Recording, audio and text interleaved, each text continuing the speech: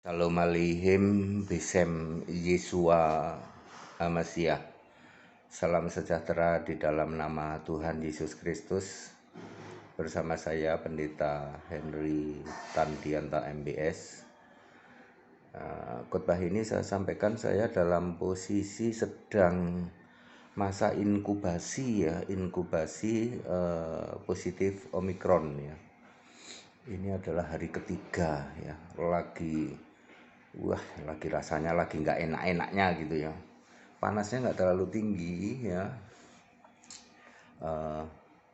makan udah pasti nggak enak ya. Saya makannya sedikit sekali akhirnya saudara ya. Dan yang paling itu semua ini kok tubuh ini pegelnya minta ampun. Makanya saya berusaha untuk beraktivitas, jangan tidur. Kalau tidur makin pegel ya, makin pegel ya. Kalau nggak boleh terlalu jauh juga sih ya.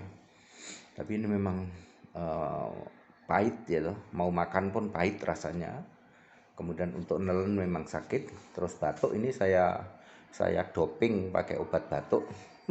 Dosisnya tak tinggiin gitu. Apa sih ini? Apa gatal sekali saudara, batuknya terus ya.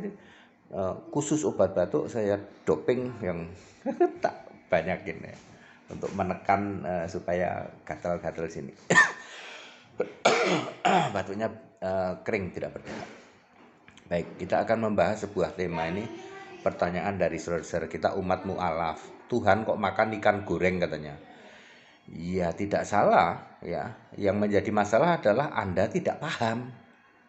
Ya, karena Anda tidak paham ya maka ya seperti itu ya. Tidak pahamnya karena apa, Pak? Ada dua hal. Satu, karena tidak tahu. Kedua, sudah tahu tapi otaknya tidak nyampe. Jadi para mu'alaf yang nanya Tuhan kok makan ikan goreng? Ada dua kemungkinan. Sebenarnya dia tahu, ya. Yang pertama karena belum tahu. Yang kedua sebenarnya dia tahu tapi pikirannya tidak nyampe memahami seperti ini. Saudara-saudara, ketika Yesus bangkit, apakah Yesus sudah Tuhan? Jawabannya 100% yes. Ya, Kisah 2 ayat 36, Yesus yang kamu salibkan itu dibangkitkan Allah untuk menjadi Tuhan dan Kristus. Tuhan itu adalah roh. 2 Korintus 3 ayat 17. Kristus artinya Mesias. Yohanes 1 ayat 41. Mesias artinya Allah. Makanya Yesus itu roh. Ketika bangkit roh bisa keluar dari dinding kubur gitu. Bisa nembus dinding. Lalu inilah blundernya, namanya juga nggak paham. Kok Tuhan makan ikan goreng katanya. Para mu'alaf ya, kalau pikiranmu tidak nyampe ya sudah, tapi tidak usah menghujat ya. Kisah 1 ayat 3, Yesus menampakkan diri selama 40 hari untuk membuktikan dia hidup. Untuk membuktikan dia hidup harus memakai tubuh, padahal sih dia sudah roh. Selama 40 hari dia menampakkan diri kurang lebih 17 kali. Memakai tubuh. Ketika memakai tubuh di dalam Lukas 24 ayat 20 sampai 23, lihat nih, tanganku nih bekas luka nih, karena dia memakai tubuh. Aslinya dia roh. Makanya disebut menampakkan diri. Kalau lagi tidak pakai tubuh ya dia nggak nampak. Nyampe nggak pikiranmu para mu'alaf? Ini dia Pak ATD itu jelasin cukup 2 menit tapi nancep Pak. Kami tidak berkutik. Lah iya, wong Anda itu tidak nyampe pikiranmu untuk memahami kekristenan. Kok kamu maki-maki sih? Tuhan kok makan ikan goreng? Masih dalam rangka menampakkan diri untuk membuktikan dia hidup. Nangkep nggak? Nyampe nggak pikiranmu memahami ini? Kalau normalnya ya nggak nampak. Ya, kan Yesus membuktikan dia hidup. Habis mati disalib dia hidup. Udah membuktikan aja kalian masih nggak percaya toh? Oh, mayatnya dicuri, mana ada Yesus bangkit? Tuh, padahal Yesus itu membuktikan 17 kali menampakkan diri. Supaya menampakkan diri ya harus pakai tubuh, bisa dipegang. Makan ikan goreng, kalau hari ini misalnya Yesus bangkitnya dulu itu kejadiannya abad segini, mungkin dia makan McD atau makan KFC, you know? Ngerti? Paham nggak? Hanya selama 40 hari Yesus menampakkan diri memakai tubuh. Sudah Tuhan dia Pak? Sudah. Sudah Allah Pak? Sudah. Ngerti? Sudah roh Pak? Sudah. Kok makan ikan goreng dari tadi kan sudah saya bilang. Sedang dalam rangka membuktikan dia hidup. Kalau dia buktiin dia hidup nggak pakai tubuh terus, aku Yesus ya, yang kamu salibkan ngomong doang, mana wujudnya? Hantu itu. Makanya Yesus bilang di dalam Lukas 24 ayat berapa? 20, 21, 22. Nih, aku ini pegang deh, ya. Aku bukan hantu sebab ada tulangnya nih. Kalau hantu nggak bertulang. Ya, mana ada ikan goreng nggak? Nah, ya. Dan Yesus tidak hanya makan ikan goreng ya, di dalam perjalanan ke Emmaus itu juga makan roti, terus di kitab Yohanes juga makan sarapan apa itu ikan bakar ya. Anda yang nggak nyampe memahami Alkitab kok maki-maki loh. Ya, kalau sama HTD 5 menit kalian nyungsep. Ya.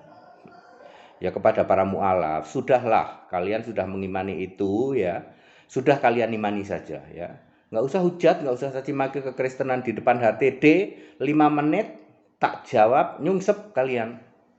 Ya, nggak bisa berkutik. Oh iya dalam rangka menampakkan diri, makanya membuktikan dia hidup, makanya menampakkan diri ya. Kalau sekarang Yesus datang apakah pakai tubuh lagi? Enggak. Habis itu Yesus pernah datang ke siapa? 3 orang. 1 Petrus di dalam kisah 10 ayat 15. Apa yang dikatakan halal oleh Allah. Tidak boleh kamu nyatakan. Jadi Yesus itu Allah, sudah Allah. Kepada Paulus banyak itu.